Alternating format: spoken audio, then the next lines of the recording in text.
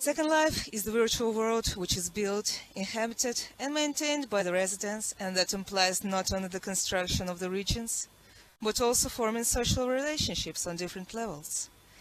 That is how Second Life communities, which play a tremendous role in our Second Lives, get formed. They bring people together, they inspire collaboration, and they enrich the grid. Different communities have been formed under different conditions, and therefore are different in their purpose, in how they are managed, and what they can offer their members and guests. What are the benefits and the challenges of running a Second Life community? And what are the benefits and the challenges of joining one? How easy are they to find if an arbitrary resident is looking for one to join? How easy are they to join? And should they actually be easier or harder to join? Let's try to answer this and many other questions together. This is the Grid Unraveled. I am Kitty Burnett. Welcome. Today we are discussing Second Life communities, their influence and their significance for the Second Life grid. We have got 5 representatives of different Second Life communities who will share their experience and their expertise in running those, and will help us ask and answer the questions that have to be asked. First of all, we have a representative of a Bay City community. This is a mainland community and one of a few that managed to maintain some kind of structure on the mainland, which is quite hard to achieve if you take a trip around the mainland. It's pretty chaotic, but the Bay City, it's polished, if I may say that. Please welcome Marianne McCann.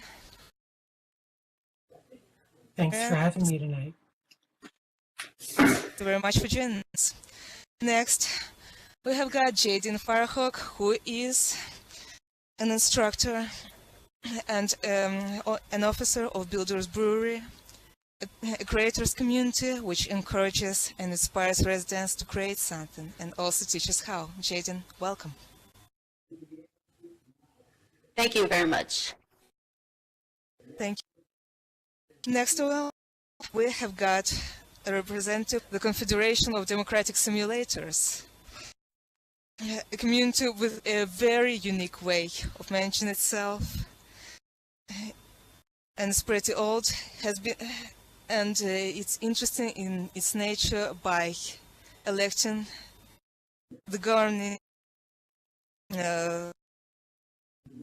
figure which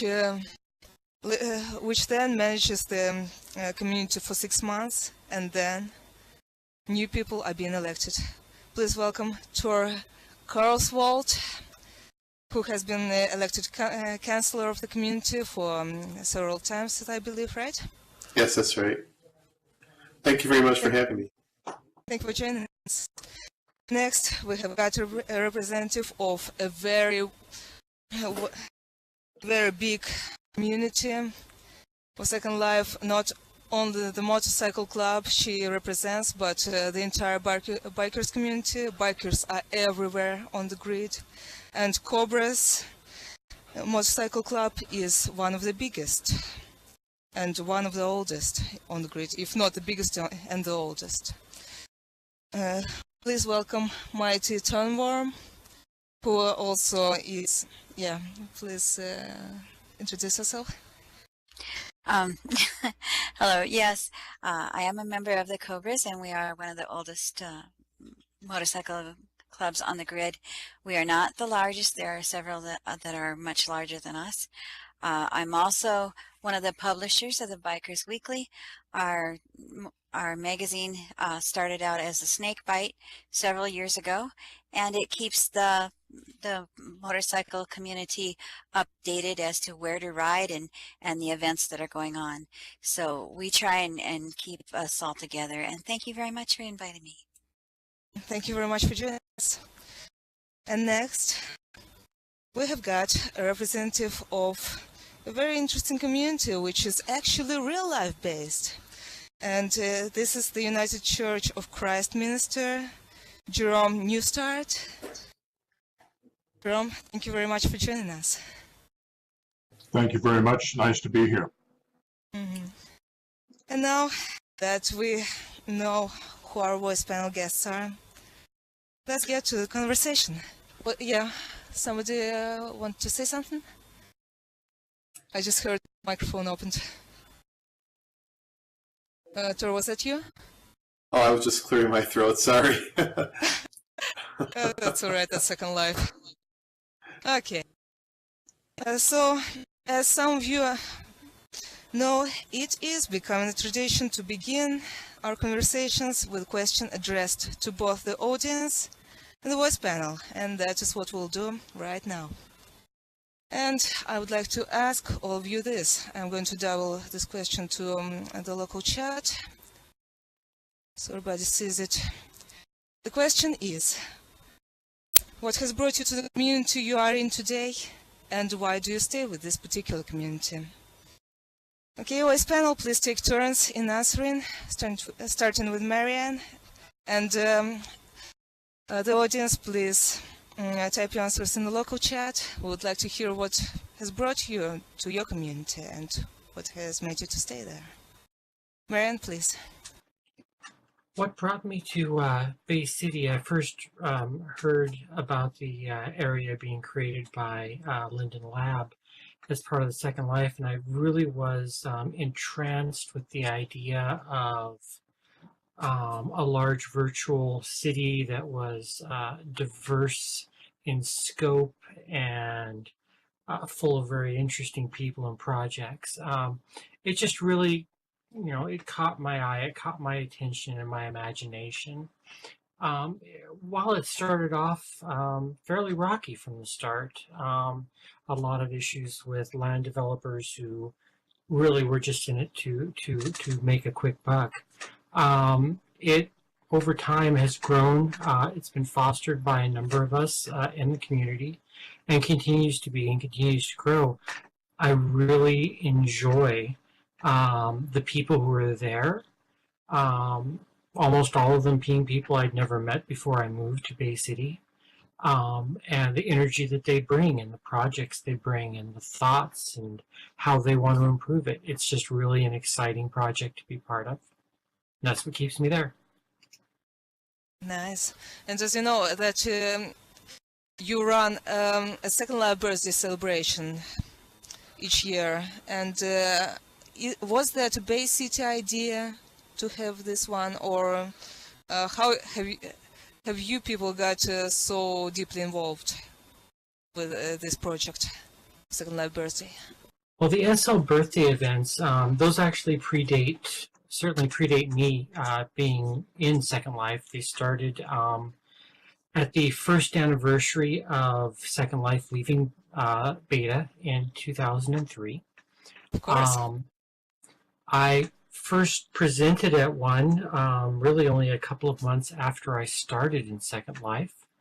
I joined for their third event, and over time I got more involved in having my own materials there, presenting for Bay City, presenting for Second Life Children, eventually becoming a region coordinator, and just moving up to the point where, I'm now one of the two leads presenting the event overall, and really providing a place for those of us who are residents to celebrate this world we're in.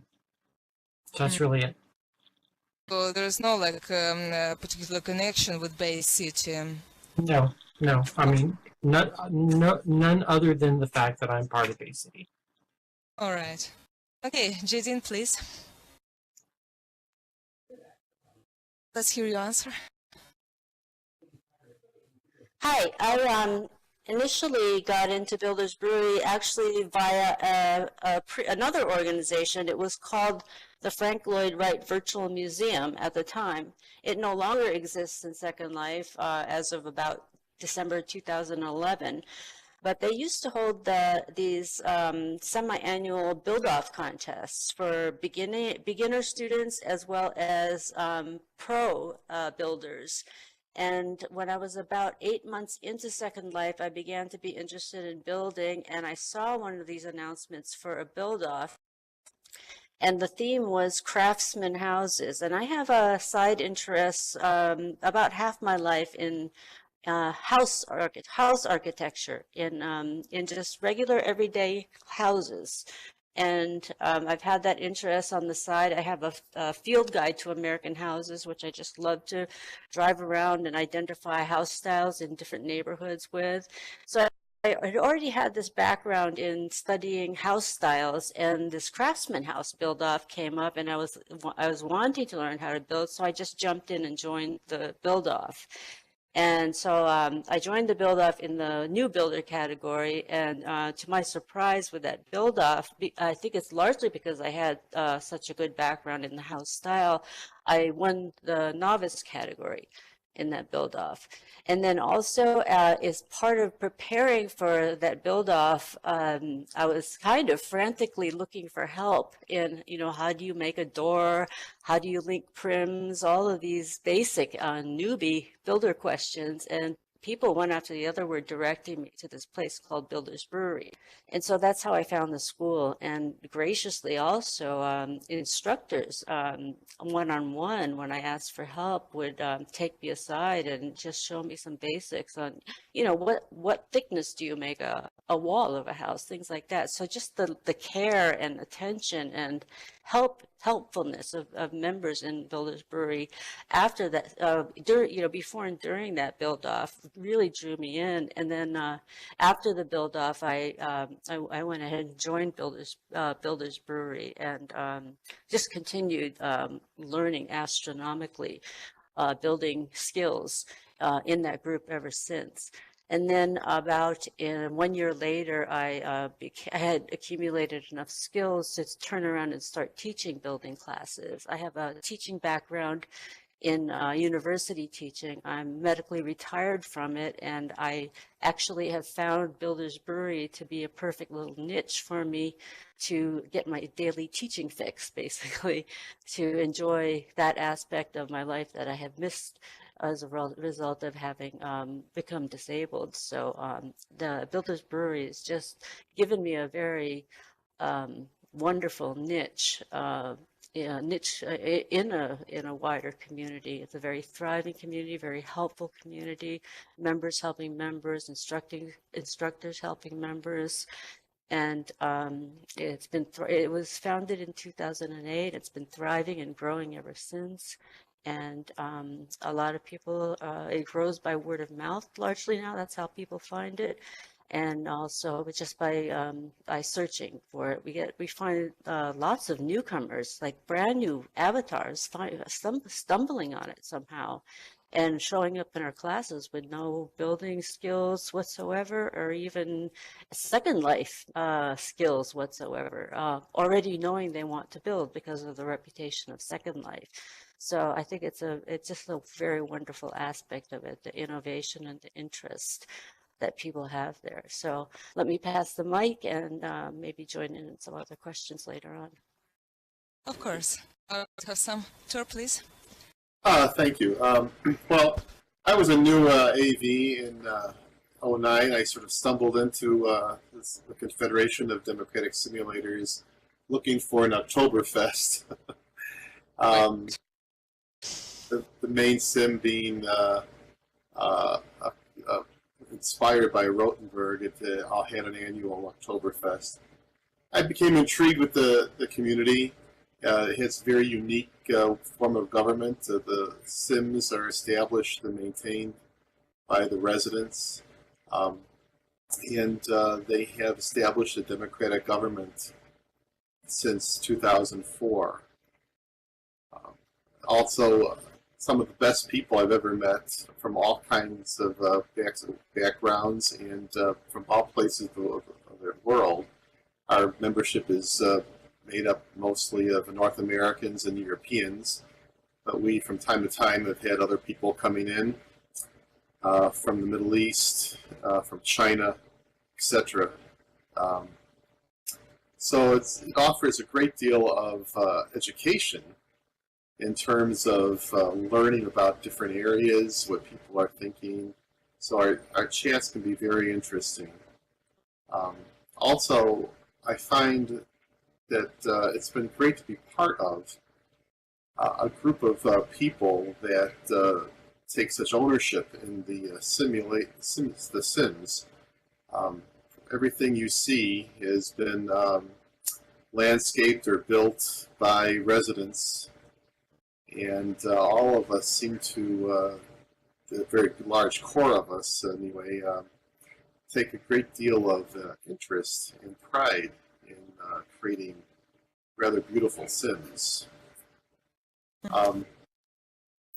Also, our form of government, because it's cooperative and does require elections and committees and meetings, it does cause us to really, we have to work together and talk to one another frequently. So it creates a lot of opportunities to become close friends with many of your fellow residents. That's about it. So you become friends with people, and later on they vote for you, right? Yes. Yes, there is always, I joke about you have to go kiss a lot of babies. But obviously, yes. That is, I guess, a part of it. But I've always said that you have to talk to people. And that's true everywhere, including in Second Life. And you just can't be little green dots on the map, So. Before we move on to my team, there is already a question from the audience. Still wanting is wondering, how do you deal with drama? Well, since you have to make friends. Yeah, well, we do have drama, and I will be honest and point out that we have had periods where the issues. Excuse me for talking over you. I just would like to clarify. Still, do you mean in the elected body, or in the elected body, like in the government, or in the community overall? What do you mean the drama is? So in the government. Yeah, I'd have to say. I'd have to say the elections really are not very, not a cause of a lot of bad drama. Of course, we have had elections where things are contested, and we all then have debates, and there's a good discussions. But that most of the time, if there's any drama at all, it usually involves the actual policy setting, usually in the assembly or in the larger group, which always participates in decisions. We have had some situations where drama has erupted, you might say. I think a lot of this depends on the fact that people are very passionate about The Sims. They have ideas about how they should be formed, organized, what they should look like, etc. And that can cause friction, of course, yes. I'd say for a large core of people, it is something that we are able to handle in a good-natured way.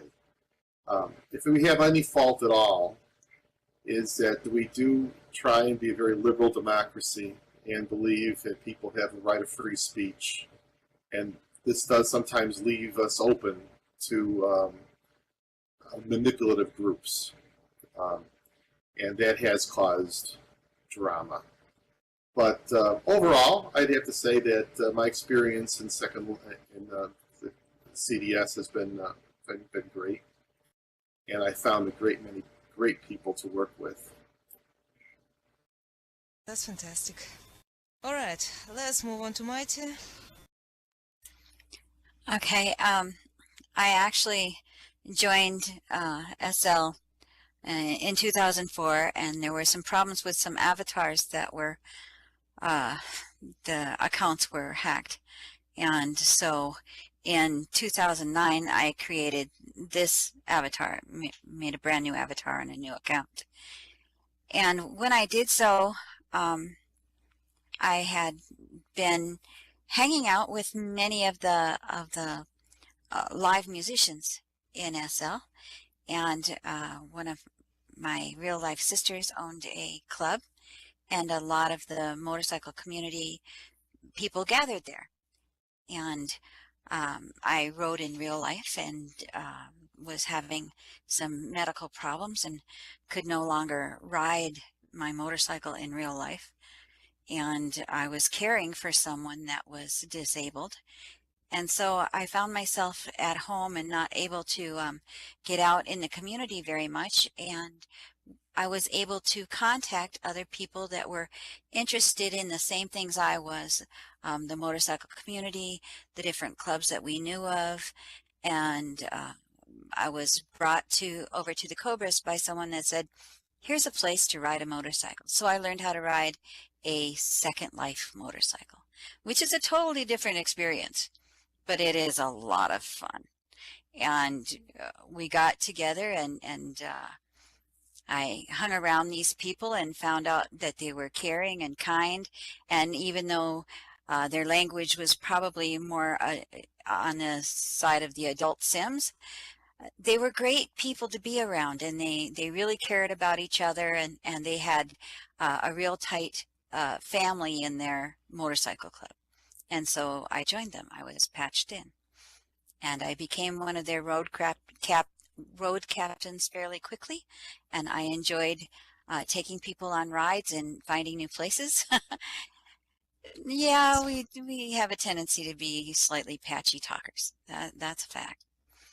But we love each other very much, and we really enjoy the camaraderie that we get. One of the things that the MC communities do that's different than most of the other groups that you have spoken to is most of the motorcycle clubs are basically dictatorships. They are started by one or two people, and people collect around them, their friends, and they make people join them by getting to know them and hanging around and going on rides and doing the things that the community does. We go to each other's clubs, we spend time at each other's MCs and try out their tracks, and everybody tries to build a better track than the other MC and have more great events than the next MC. And so it's kind of a competition. The MC I'm currently in, the Cobras, is one of the few MCs that is not a dictatorship. We do have elections, and we don't. It's every couple of years. It's not all the time, but it's every couple of years we elect our officials, our president, and the president himself then collects his executives, and then we work from there. And it's one of the few MCs that runs that way. And I think that's one of the reasons that we've been around so long, is that we are kind of a democratic organization, but not really. Our president is still, he puts down the hammer, that's it. Well, also, yeah, as Stila says, our MC is one of the few MCs on SL that does not collect dues. Most of them collect dues to pay for their tiers. We don't believe in collecting dues. We believe that everyone can only afford what they can, and we collect donations. And somehow we make it every week to get our tiers in and whatever we need to do, because we care so much about each other and we want to be together. And I think that's very, very, very important. So like I said, our MC runs a little bit different, and that's one of the reasons I really enjoy staying with it. That's fundamental from most of the real life motorcycles. Well, that's another thing. Our MC considers itself 1% bikers and 99% family, and most real life bike organizations are 99% clan and organization and 1% family, and they are known for their gang organization. And we do have some role play in that in different areas. Yeah, but we're not really a big role-playing community. Mostly we're out there for fun and camaraderie, and that's a real difference from the community. The family is important, and it's a big difference from the real life situations. We don't, there are a few groups that do, but most of the motorcycle groups on SL accept women as equals. Most of the motorcycle groups on SL invite just about anyone into their group, but not everybody. I mean, there are the strict one percenters that run their group, their club, as they do in real life. But that makes part of our community different and even more fun because we have those people that do role play. Oh yes, there are women's clubs. There are people that have their clubs based on police and correction officers. There are clubs that create a small community, and the people coming in and out of their community are closely monitored. And each club is a little different in the way they run, but all together we encourage each other. We try to build the best sims we can. We try to build the best motorcycles we can. Quite a few of our motorcycle builders actually belong to brewers, and we have a great time. Oh, yeah. Steela wants me to mention the Bikers Weekly. It's a magazine that comes out once a week on Friday. It's completely free. It's all across the grid. You can find their little kiosks everywhere. They we have ads that our advertising is free. We have note cards on where to ride and things that are going on all over our community. So if you see one, go ahead and pick up the magazine and take a look. There's so much information in there, and it comes out every week to try and keep people up to date. Yeah, that's pretty Good. all right. So we have got Jerome left, and Jerome, to you, I guess the question has to be rephrased because you did not join the community, you have started one. What's more, it's based on real life. What has prompted you to bring your real life kind of community to Second Life? Yeah, I guess I should probably come at answering the question by telling you a little bit about what First United Church of Christ Second Life is. We have a foot firmly in Second Life and in real life. It was about a 3-year journey, but on the 5th of November, we will have real life standing as an actual church in the United Church of Christ. And I'll spare you all of the details about how all that happens. Your eyes would glaze over. But we are proclaiming ourselves as it's good to be real in Second Life. Let me tell you how it came to be, which really addresses the question that you asked. The United Church of Christ is a progressive mainline denomination. And the major slogan of the denomination is, no matter who you are or where you are on life's journey, you are welcome here. And we take that very seriously. And I was doing research with gender dysphoric folks who are a large community in Second Life. That is to say, folks in the LGBTQIA, what I call the alphabet soup community. And I let it be known what my real life profession was. I'm an ordained minister in the UCC. And I might as well have turned on Niagara Falls. I began to get instant messages like, does God hate me? Am I going to hell? Have you told people if you're part of the alphabet soup community? And it just went on and on and on and on. And I realized that there were a number of substantially wounded people who had been hurt, probably in real life, but perhaps also in Second Life, and they were hunkered down and looking for some place where they could live authentic lives, where they could really be themselves. And we think that's what God intended for all of us, frankly. Let me give you a very, very quick example. I was visiting with an avatar one night, represents as a female, is transgendered in real life, and she was saying, I'm having trouble at work in real life. People are picking on me. They've figured out that I'm trans.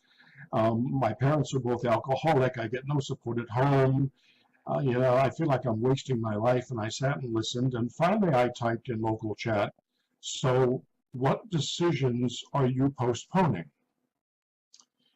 And we ended the conversation shortly thereafter. And a couple of weeks later, I encountered her again. And she said, well, I think I'm moving out of the house and I'm looking for a brand new job. And I decided to go back to school. And I typed and said, well, that's all absolutely wonderful. What happened? And the answer came back in 2 words. You listened. Wow. And I got it. And I realized at that moment that there was a need for ministry in Second Life, just like there is in the real world. And it occurred to me as I began to learn to build, incidentally, Jaden, at Builder's Brewery, and in fact, I was taking your classes a couple days ago, that what I really needed to do was to be sure that the church was regarded as authentic. So we began a very long process of doing everything that was necessary to have actual church standing in the Southern California Nevada Conference of the United Church of Christ. We were introduced in Cleveland, Ohio a year ago last June at our General Synod as a new church start. And now we are at the end of the new church start journey and will have actual standing. Our Real Life Board of Directors called me to be the first settled pastor. If they didn't, I would have taken my sim and gone home. It's become just an absolute labor of love through the whole process. Certainly, there are a lot of different kinds of expressions of faith in Second Life, and we have no quarrel with any of them. But for those folks that have a progressive point of view, or who really feel that they have been denied the opportunity to be the total person that God made them to be, we are an opportunity. I'm also very pleased to tell you, and then I'll shut up, that several of our folks who have started as members of our church have found real life faith communities in the United Church of Christ, and we are delighted, of course, at that. That's wonderful. Not only real life translates to Second Life, but it's the other way around too. They find out like a religion, oh, that's no blouse.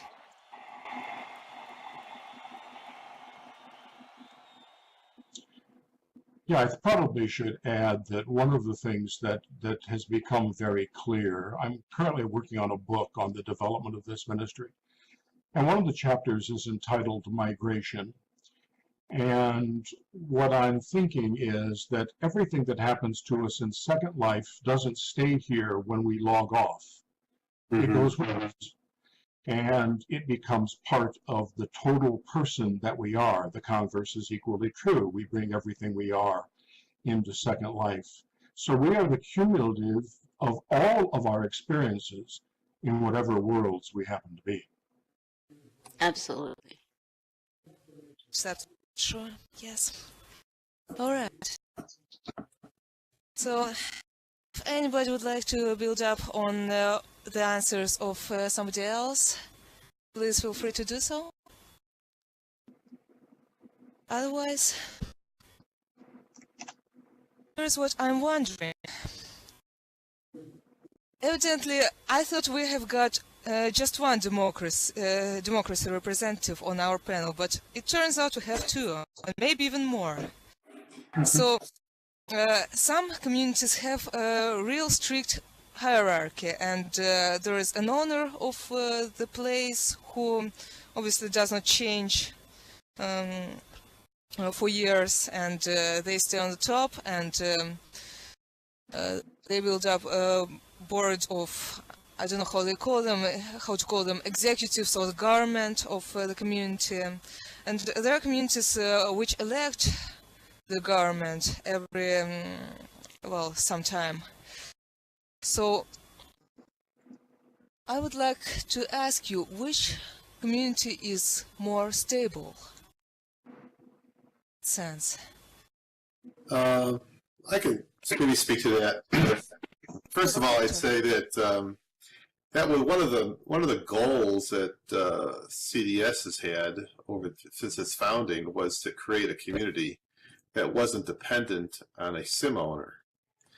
And for that reason, actually, the SIM is actually owned by an alt that is sort of a communal alt, but it is one person controls it right now. But it's actually a role in the community. If necessary, that would pass to some other person. And the goal here would be that the community continues regardless of the actual owner, quote unquote, being active in Second Life or in the SIM any longer. So actually, I think we've been stable now since 2004, so for 12 years this September. And I think many communities that have been founded by one individual have long since left SSL. So I think in a lot of ways we offer, democratic organizations actually offer a lot of stability.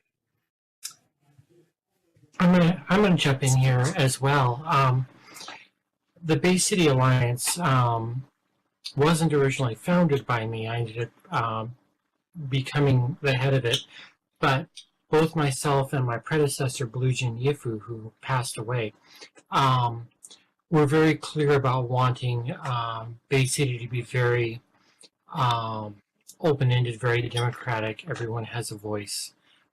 Even though there's still a name at the top, we always do our best to, I mean, she did and I do as well, to really, we're not the boss. We want to hear from everyone. We want everyone to have an equal voice.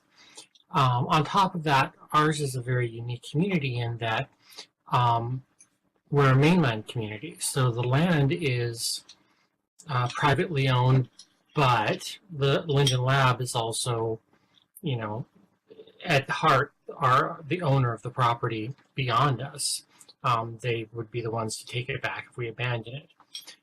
So the community can really be there regardless of us, but we serve to create a greater thing than just being another part of mainland.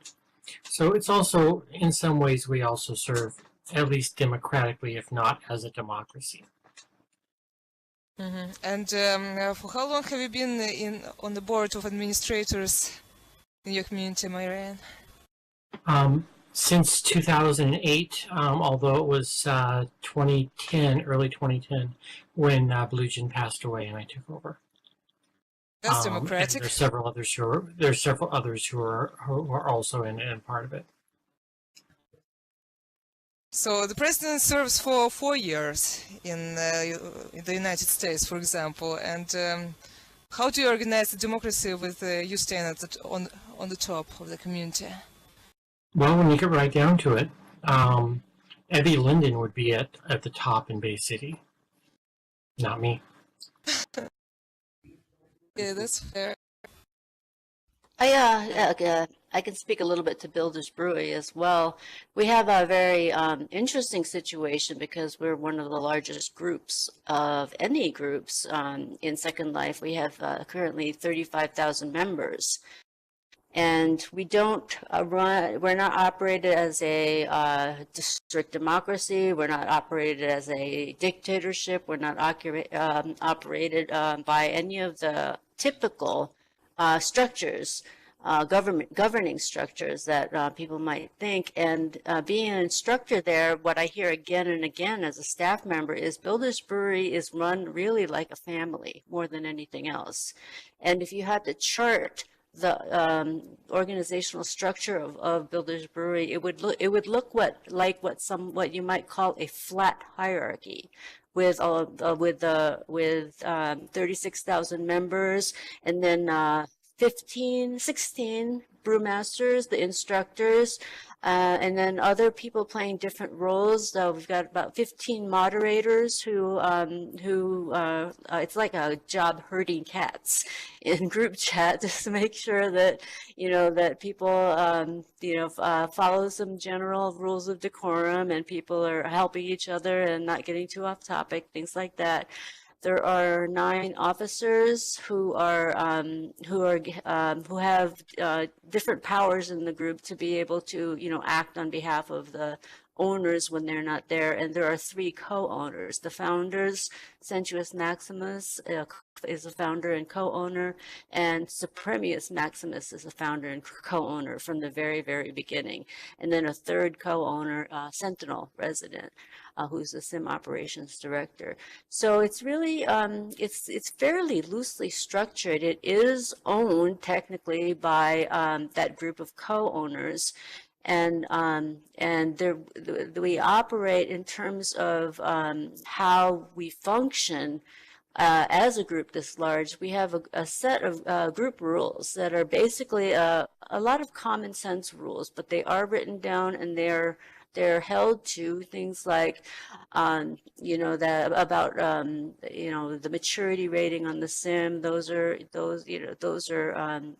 monitored and enforced so that people, can be, so a G-rated sim is a G-rated sim, and things like not treating people respectfully. So in group chat, so we try to have ground rules for minimizing conflict and nipping conflict in the bud when that happens, because undoubtedly that's going to happen in a group of this size.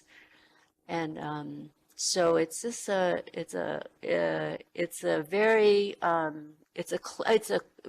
large group, but also a very close-knit family at the same time. And that's one reason why a lot of people do love it, and a lot of people do remain in it. Very low turnover of staff, actually. One of the lowest turnovers of any building school in Second Life. So I hope that provides an example of an alternative kind of structural organizational model. I can offer a little bit of perspective on that from our point of view. The United Church of Christ is essentially a congregational church, which means all the power is in the pews. So our congregation voted, for example, to become an open and affirming congregation, and we obviously will continue with the UCC's basic polity. Our other kinds of governance really come from the fact that we are a California not-for-profit corporation, and we are a 501c3 Internal Revenue Service public charity. So we've got to be very, very, very careful with donated kinds of monies. And so we've set up some special avatar accounts that in fact do nothing but just receive donations so that we can account for every single Linden. Little things of that sort, but basically the church is operated by the desires of those who are our members. So at the head, you are standing at the head, but you're listening to the members, and you try to accommodate to what they would like to see in the church, right? Correct. Mm-hmm. All right, well, we've got Mighty from the Democratic Motorcycle Club. On their structure. Yeah. Go ahead, Mighty. Originally, our MC was very hierarchical. We had 2 members that were basically our president and vice president, and they kept everything running for about 7 years. And when they decided they needed to step down, then we became more democratic. But as far as it went, it was wonderful until they weren't feeling well. When they were having medical problems and decided to leave us. They really built the Cobras up.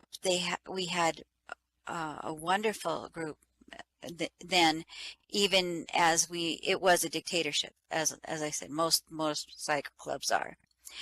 But That said, they also listen to the group, and that's very important in MCs, that their execs and officers listen to the group, because if they don't, those people will go somewhere else. And we don't want them to leave us. We want to keep our family together and tight and having a good time. We do have ways to take care of drama. There is a basic complaint system, and I think most of the other motorcycle clubs have theirs too, where if you have a complaint, then you bring it up to an officer, and that officer takes the two of you aside and goes through it. And if they can't take care of it at that time, well, then it'll go up the ladder. And I think that most of the other groups do the same as far as the drama. So people, we have had a few people that have been voted out of the group, and every single person in the group has to agree to that. That's not necessarily the same way as other MCs.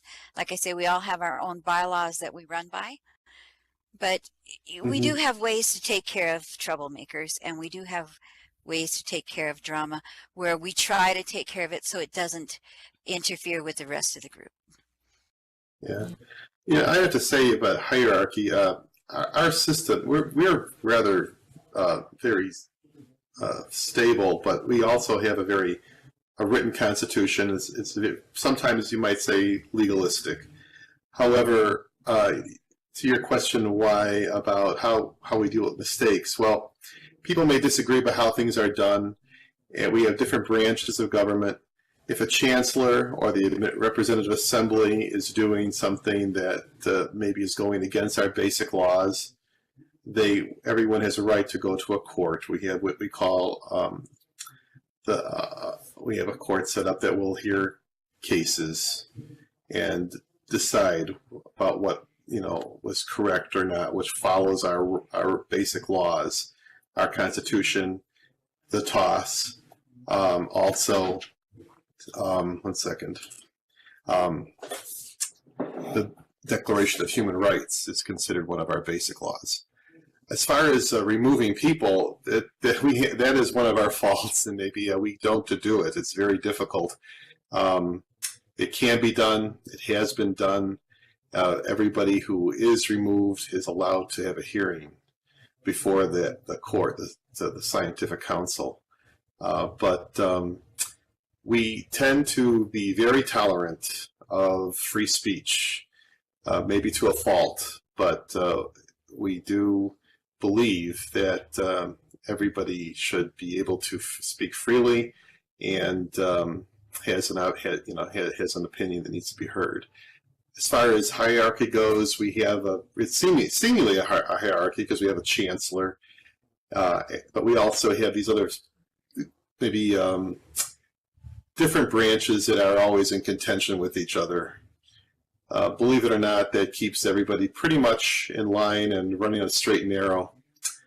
And as far as success, looking back, and almost our founders, for instance, are no longer part of the group or an SL. And most of the founders are out of it, are no longer involved with the group.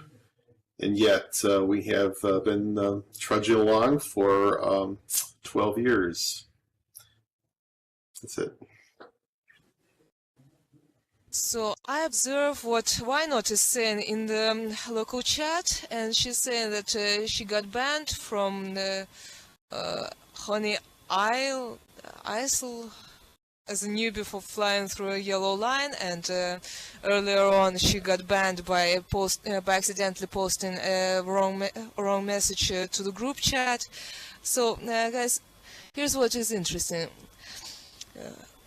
How do you manage people who do not who misbehave in the community area, but do it like by accident or because they do not know yet, they did not grasp the basics of Second Life just yet? Like, how do you deal with it? That is a very good question. May I answer first? This is Jaden. Yeah, go ahead. We have situations like that all the time, and why I see your question. Actually, just it was either earlier yesterday or today. Somebody posted the statistics of a breedable type animal. Just pasted the statistics in group chat, and then a moderator said, excuse me, and then she said, oh, sorry, like that. And so we have rules about advertising, and we looked into the groups of that person, and sure enough, this is a person who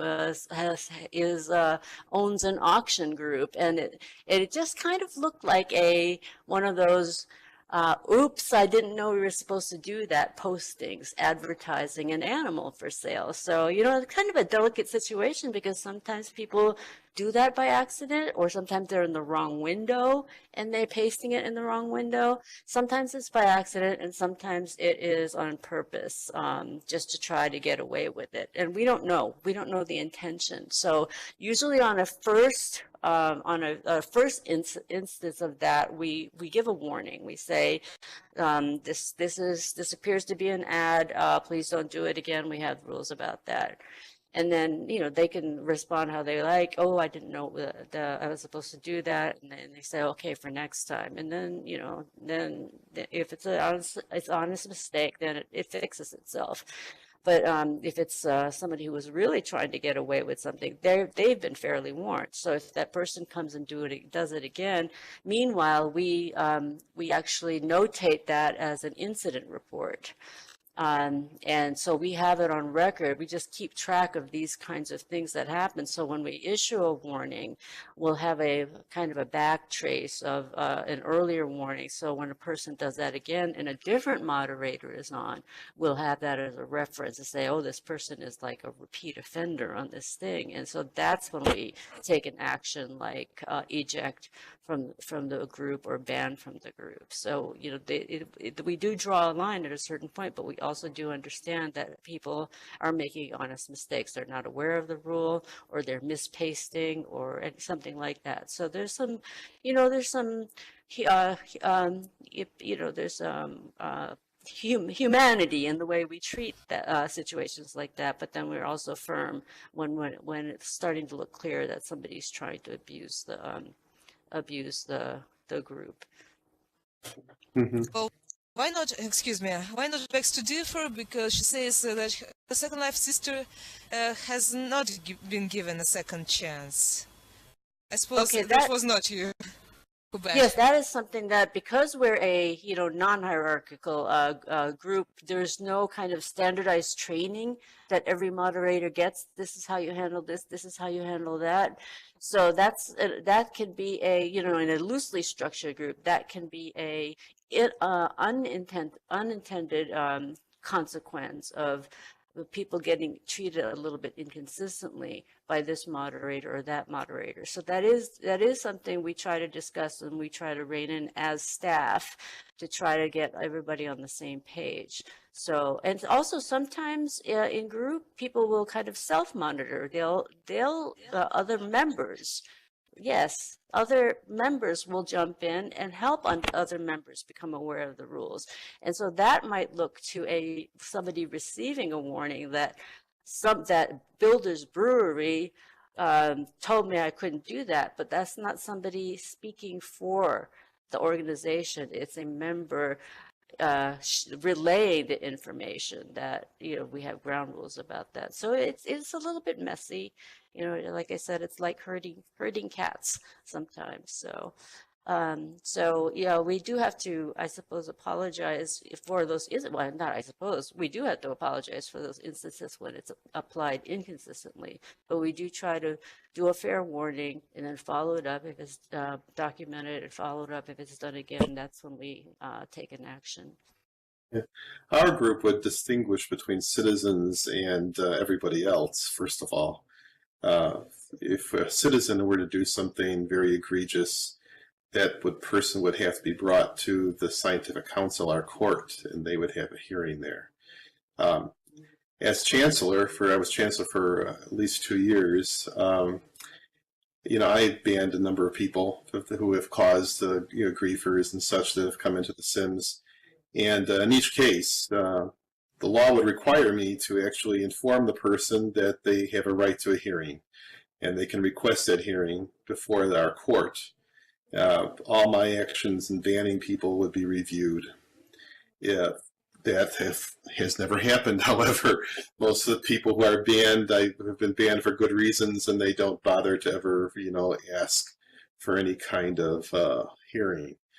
So we have, we have a pretty much established policies in this regard, and I'd say that most chancellors, or almost all chancellors, given in these situations, follow the rules. And that's how we would handle these things. Mm-hmm. I'm going to jump in really quick on this too. I mean, for those of us in Bay City, it's a bit of a moot point. Our governance is handled by the lab. We generally don't have a lot of people coming in causing trouble. And when it is, that's what abuse reports are for.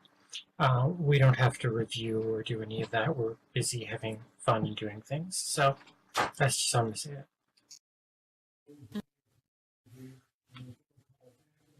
Now, this is something that we sometimes have problems with. We do have a lot of people that come into the different MCs, and we do have a lot of problem with griefers, and that is because basically the idea of bikers and getting along with each other is not necessarily great when you don't understand our community.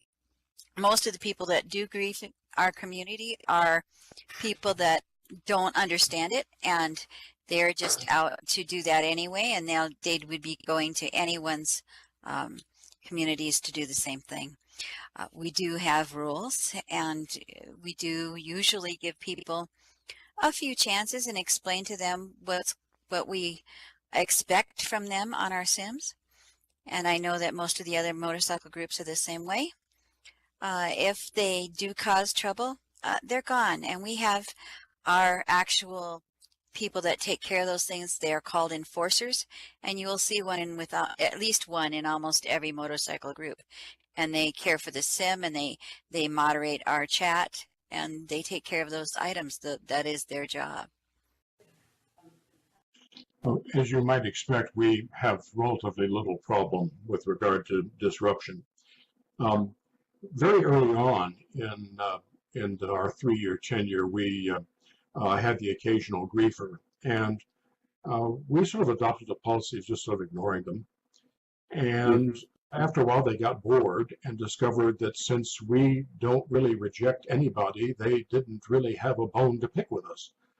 And I'm almost hesitant to say this out loud for fear of a griefer onslaught next week, but it's really not been much of a problem. In terms of folks who are regular participants in any one of the everyday worship events that we offer 7 days a week on the island, the only time that I've really had to unfortunately remove someone from membership list was a person, and I need to be a little bit oblique about this, who was suffering some profound issues in real life. And I spent about an hour and a half in counseling that person after the third disruptive incident that had distressed a number of other folks. And finally, I had to say, when you have gotten your act together a little better in real life and you're comfortable that you can exercise some self-control here, we'd love to have you back. But that's the only time that has happened in now just about 3 years. I would like to add one thing. I'd like to add one thing in response to some of the back chat about the incidents in Builders Brewery about people feeling like they don't have recourse. We do actually have people who do feel like they've been untreated fairly are always sent to as Maximus, who is here now. I'd like to just let people know she has arrived, and and she is always available and on top of the events on the sim and in the chat, and what's been reported in the incident reports. So when we refer someone who has a complaint about how they were treated, are referred directly to her. And since she has the full context of what occurred, they can basically make a direct appeal to her for why they feel that they should be let back into the group if they felt they were banned unfairly, so or if they have a certain complaint about this or that person. So I think we've got pretty good conflict resolution for the ones who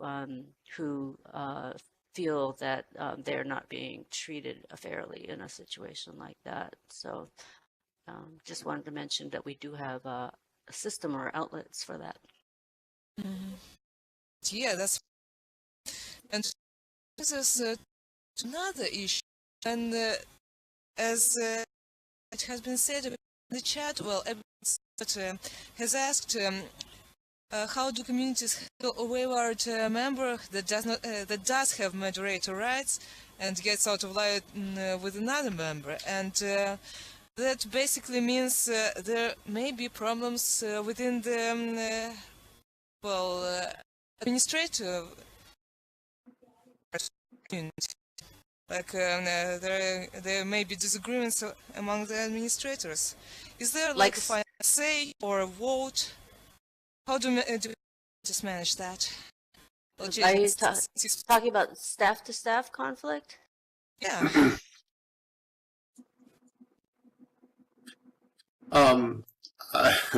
There are actually. I have had this problem when I was chancellor. I've had, of course, there are officers that I have working for me, estate managers, and they may want to, ban people for offenses that just really we can't ban people for based on our bylaws. And we've had those disagreements, and I think they've been handled internally very well, and ended up having a good result. And I think basically our policy has always been very cautious when it comes to imposing a ban on anybody. Typically it's for hate speech, things somebody mentioned before, using a lot of prims on a sim, interloping, using what do you call that? Using a parcel maybe that somebody may have left the permissions open on, things of that nature. But always people have been given an opportunity for a hearing. So the final decision is really not even the chancellor's in our community. It is usually the final decision, but only because people just don't exercise the rights that we allow people to have. We do have another group. We have a very active forum on the internet that is monitored by our scientific council, and they do, from time to time, censure people for overstepping their bounds and being hateful or something of that nature. But typically that's rare as well. And anyway, that's all I have to say on that. Okay, that's understood. So you basically discuss turn words or take a vote? Well, protections of the SIM is pretty much an executive function in our community. That resides with the chancellor.